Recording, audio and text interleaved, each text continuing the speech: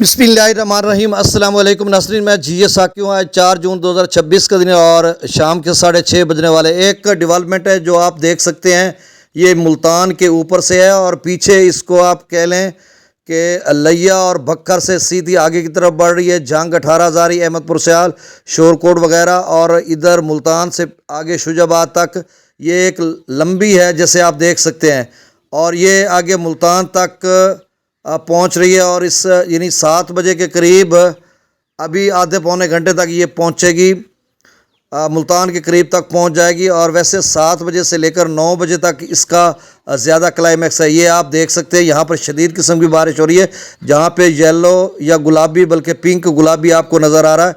ये ताज़ा तरीन वेदर रडार की है और ऊपर आपको एक पिन नज़र भी आ रही है। लोकेशन मैंने पिन की हुई है, मुल्तान से आगे सीधा शुमाल की तरफ जहाँ पर हम लोग मौजूद हैं। तो ये एक डेवलपमेंट है, अगले 2 घंटों में शदीद बारिश बरसाएगी।